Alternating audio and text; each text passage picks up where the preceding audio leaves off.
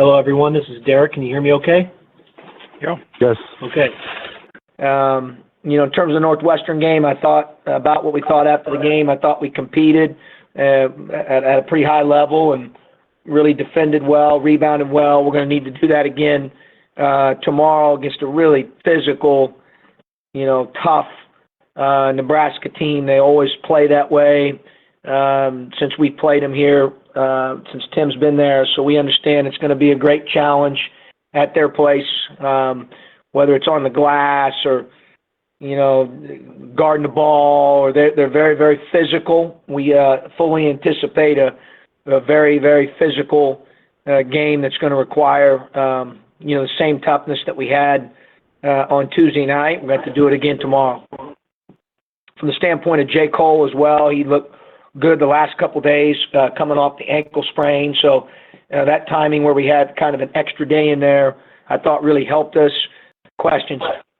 Hey, John, this is Jim Cotter. The players were talking this morning about how Nebraska, really took it to them in Champaign last year. And I know that, you don't think about, things like that on a long run, but is that in the back of their minds? They want to kind of, defend that and try to, make amends on that? Well, obviously, if they said that to you, they feel that way. We've played a little bit better here lately just because we've played with some toughness and the right type of mindset for 40 minutes. If you ask me, did I think we had that in last year's game here at home against them? I didn't think we did. So they saw some of those clips in preparation over the couple days here, and if you got some pride, then which our guys do, I can see where they might say that. Certainly at the same time, we recognize that tomorrow's game is independent of all other games, and just because we were, whatever happened in the last meeting against Nebraska here at home was last season, and for that matter, whatever we did on Tuesday night, from a toughness standpoint, it's not an automatic. Those guys have learned that. You got to prepare the right way, and you mentally and physically got to be ready to go. Every game's different, and our goal is to go out and certainly play with the same type of intensity and toughness that we played with on Tuesday. Hey, John, it's Scott. Just how rare maybe is it late in the season to have that bye week, last week followed up by the Tuesday, Sunday in the Big Ten, which doesn't happen very often, and just maybe how beneficial is that when you're trying to make a push? No, for sure. Yeah, for sure. Unique, Scott. Thought it was, like I said, it was good timing for us. I thought we had a great week of practice during the bye week. I thought it was great for us. And then, the extra day, like I said, gave J. Cole a chance to, come back from tweaking his ankle. So that was, that part was good. It gave us a day of rest that we had on Thursday, and allowed us to kind of approach it where we took care of our bodies and worked our minds on Wednesday and Thursday. But it gave us a chance to get physically refreshed a little bit here for the stretch run.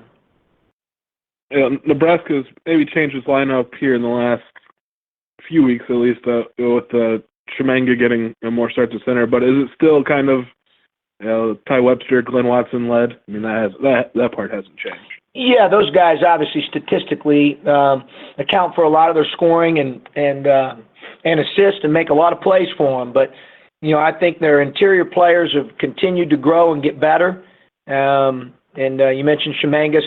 He's gotten a lot. He just continues to grow and improve, and I think he's playing his best basketball from what I've seen on film. And then obviously McVeigh and Horn can make shots. They are great offensive rebounding with not only Shemanga but also with Jacobson up front, with Ed Morrow. They had him out for a while, and when Morrow was out, they were.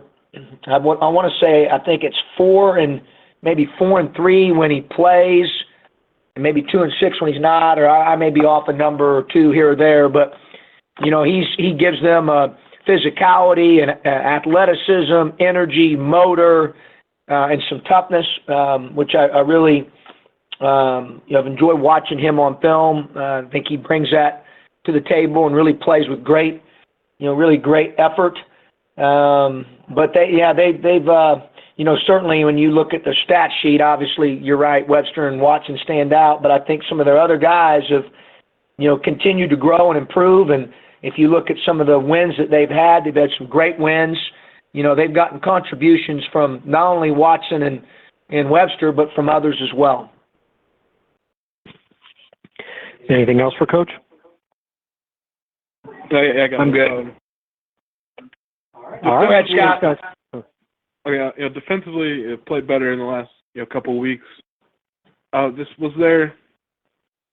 just the end of the progress to getting better, or was there something, maybe more Tijon that changed it, or what do you feel like maybe sparked this defense that's locking teams up better and really maybe leading to these wins?